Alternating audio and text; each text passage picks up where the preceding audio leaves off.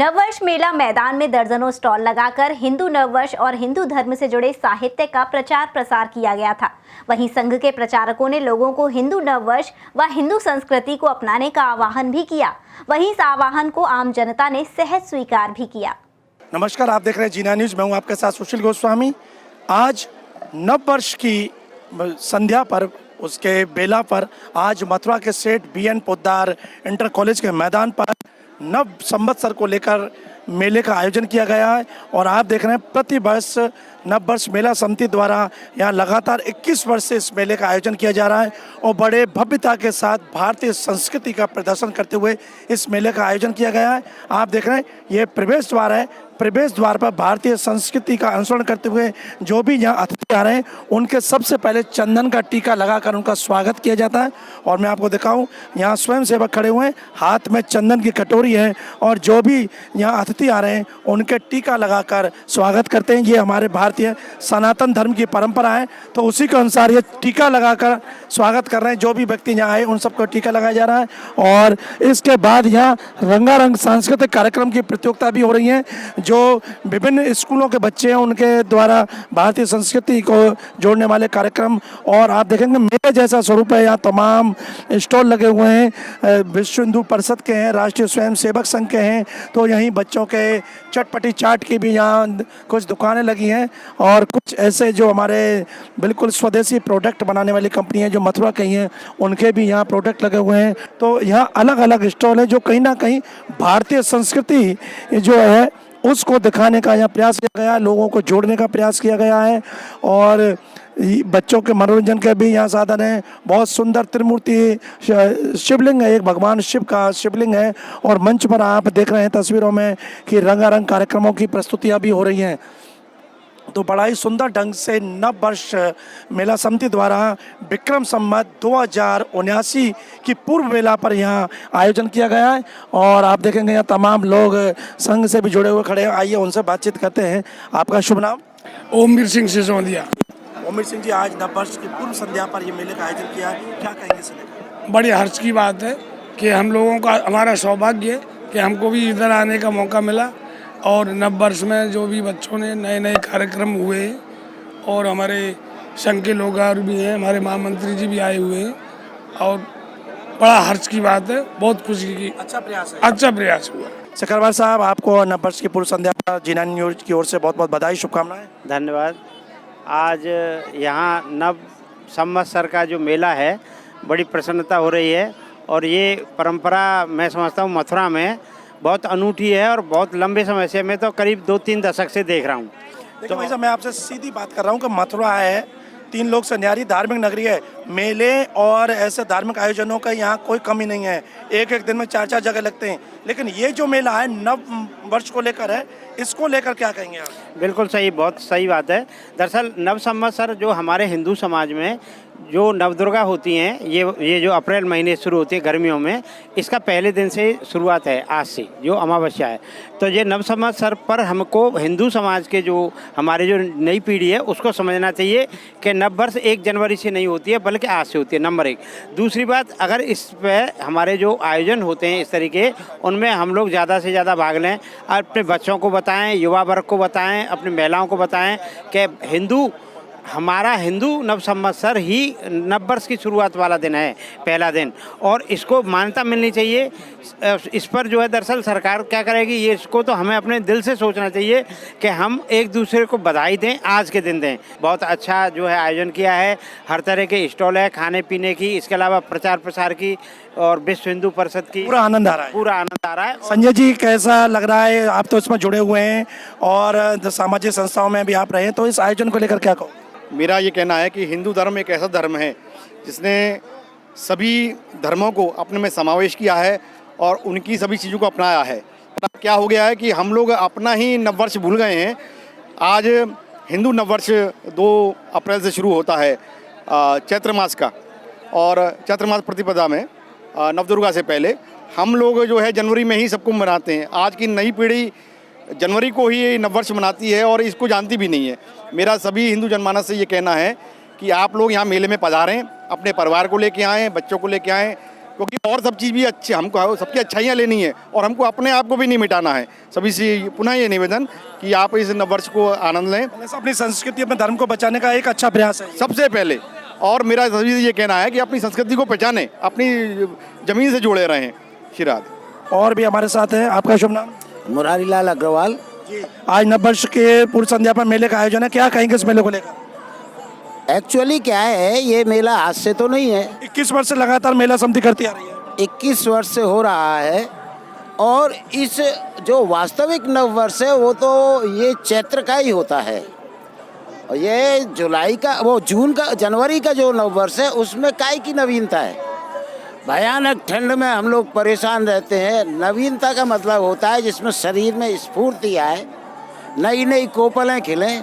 तो चैत्र मास ऐसा है जो हमारा विक्रम संवत के हिसाब से बहुत प्राचीन, ब्रह्मा जी ने सृष्टि इसी दिन की थी, एडगेवार जी का जन्म भी इस दिन हुआ था और बहुत सारे भगवान राम का राज्याभिषेक भी इसी दिन। राज्याभिषेक भी इसी दिन हुआ था। कहने का तात्पर्य ये है कि ये जो दिन है एक्चुअल में यही नववर्ष है, हमारा नहीं, संपूर्ण जगत का नववर्ष है। लेकिन वो उनकी जो परेशानियां, उनकी जो अपनी इच्छाएं और तरीके थे उसमें वो जनवरी में मनाते थे।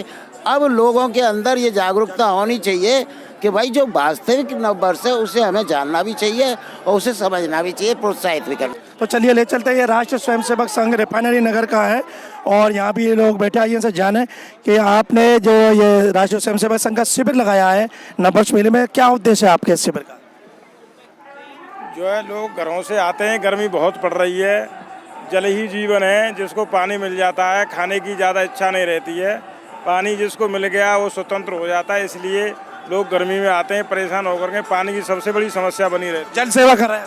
जल सेवा कर रहे हैं, निःशुल्क जल सेवा आरएसएस की तरफ से, रिफाइनरी नगर की तरफ से निःशुल्क जल सेवा कर रहा है। क्या आप देखेंगे यहाँ कैंपर रखे हुए, जल के शुद्ध आरओ का पानी की व्यवस्था की गई है और लोग आ रहे हैं और यहाँ जल पी रहे हैं, शीतल जल है।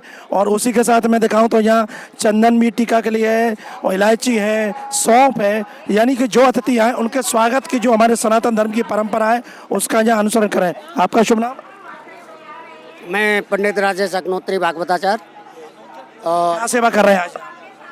यहाँ सेवा में जितने भी यहाँ आगंतुक अतिथि हैं चंदन लगा करके उनका स्वागत कर रहा हूँ और मिश्री, छोटी इलायची और सौंफ के द्वारा उनका जो है प्रसाद के रूप में उनको वितरण कर रहा हूँ।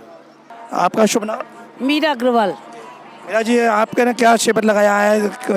सेविका समिति की स्टॉल है और ये हमारी प्रांत कार्यवाहिका है ललिता दीदी। यहाँ पर हमारी बुक्स लगी हुई हैं, हमारी ये विस्तारिका है समिति की, पूरा बौद्धिक का पूरा हमारा स्टॉल लगा हुआ है, हमारी पत्रिका है। आपके इस शिविर का उद्देश्य क्या है? भारतीय परंपराओं को हम आगे बढ़ाना। अपना भारतीय नववर्ष शुरू हो रहा है आज से, आज उसकी पूर्व संध्या पर यह मेला लगा है और राष्ट्रीय स्वयंसेवक संघ और राष्ट्र सेविका समिति दोनों ही अपनी संस्कृति को निरंतर प्रवाहमान बनाए रखने का काम करते हैं। तो यहाँ जो ये साहित्य लगा है ये राष्ट्र सेविका समिति का साहित्य है।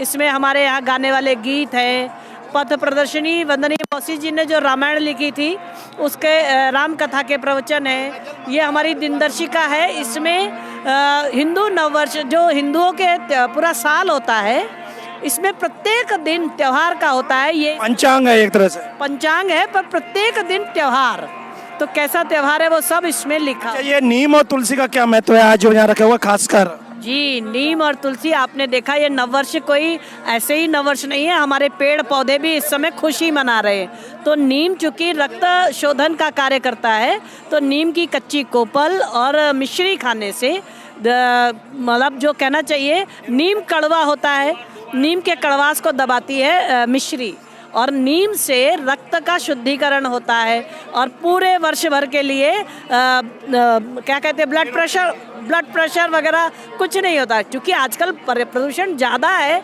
इसलिए इसको कई लोग मानते नहीं, परंतु ये बिल्कुल विधान है कि अगर नीम और मिश्री खाएंगे। ब्रज में तो मंदिरों में भी भगवान का भोग लगाया जाता है, इसीलिए ही लगाया जाता है कि पूरे वर्ष भर हम निरोगी रहेंगे, स्वस्थ रहेंगे। राष्ट्र सेविका समिति ने यहाँ अपना साहित्य रखा है, जिससे कि लोग आएँ और जुड़ें कि हिंदू धर्म क्या है, सनातन धर्म क्या है, और यहाँ सेविकाएँ लगी हैं। आइए उनसे बात करें। कितने प्रकार की पुस्तकें आपने यहाँ रखी हैं? यहाँ भाई साहब हमारे यहाँ जैसे समिति में गीतों का महत्व है तो गीत की पुस्तकें हैं, हमारी शाखा में खेल होते हैं, खेल की भी पुस्तकें हैं, शाखा जैसे लगती है उसकी पद्धति की पुस्तकें हैं। और जो हमारे संगठन की संस्थापिका थी उन्होंने श्री रामचरितमानस पर अपनी भाषा में प्रवचन दिए थे, उसका संकलन पथ प्रदर्शनी श्री राम कथा की भी पुस्तक है, कुटुंब प्रबोधन की पुस्तक है जिसमें परिवार के बारे में दिया हुआ है, और हमारी द्वितीय संचालिका हैं उनकी आत्मकथा की पुस्तक है। एक है जिसमें हमने हमारे तरुणी विभाग ने कोविड-19 में एक सर्वेक्षण किया था, उसकी पुस्तकें हैं, और श्रीमद् भगवत गीता की श्लोक की पुस्तकें हैं। इस तरह की इस प्रकार की इतनी पुस्तकें। आपका शुभ नाम? डॉक्टर पूनम शर्मा। आपके पूनम जी, आपके शिविर पर क्या क्या चीज़ आपने लगाई हैं? हाँ, हमारे पास सात्विक उत्पाद हैं जो सनातन संस्था जो है वो उसके साधक जो हैं वो साधना करते हुए उस सात्विक उत्पादों का निर्माण करते हैं। जैसे कपूर है जो साधना में हमारे, यानी हम भगवान का नाम जप करते हैं, उसमें साधना करते हैं तो उसमें हमें मन लगे, हमें साधना करने के लिए वो हमारे जो प्रोडक्ट्स हैं वो उपयोग में लाए जाते हैं। और क्या क्या आइटम? हमारे गोमूत्र है, इत्र है, कर्पूर है, अगरबत्तियां हैं, धूप है, इस प्रकार से। इन सब का निर्माण कहाँ होता है, कहाँ से लाए सामग्री? ये हमारा गोवा में इसका निर्माण होता है, महाराष्ट्र में भी इसका निर्माण होता है, और जो साधक हैं जो साधना करते हैं वो सेवा के रूप में इसका निर्माण करते हैं। देखिए ये सनातन धर्म से जुड़ी तमाम सामग्रियां हैं, इत्र है, साबुन है, और या अगरबत्ती है, साहित्य भी है, भगवान के चित्र हैं। तो कहीं ना कहीं अपने धर्म और संस्कृति से लोगों को जोड़ने के लिए, वातावरण को शुद्ध करने के लिए, मन को शुद्ध करने के लिए ये सब सामग्री यहाँ इन्होंने अपने शिविर पे लगाई है कि आरती कैसे करें, जल शुद्ध कैसे करें, मन कैसे शुद्ध करें। तो इस तरह का ये शिविर हिंदू जन जागृति विभाग द्वारा है।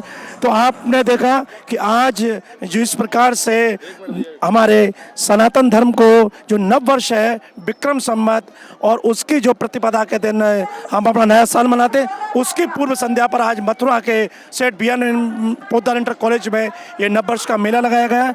तो उस मेले के अंतर्गत यहाँ किस तरह से यहाँ स्टॉल लगाकर अपने धर्म संस्कृति का प्रचार किया गया है। आपका शुभ नाम? मेरा नाम विष्णु कुमार शर्मा है। विष्णु जी, इस शिविर में आपने क्या नवोज्जल का फाउंडेशन का लगाया, क्या उद्देश्य है इस शिविर का? ये जो मेला हो रहा है इसमें हमने जो हम वर्ष भर काम करते हैं दिव्यांगों के लिए सहायक उपकरण पर, उसके लिए प्रचार प्रसार के लिए एक स्टॉल हमने लगाई है, जिससे यहाँ बहुत लोगों को ये मालूम पड़ जाए कि हम सहायक उपकरण पर काम करते हैं। यही हमारा उद्देश्य है कि सबसे मिलना भी हो गया और नई साल की शुभकामनाएं सबको दे दी और अपने विचारों का हमने प्रचार कर लिया।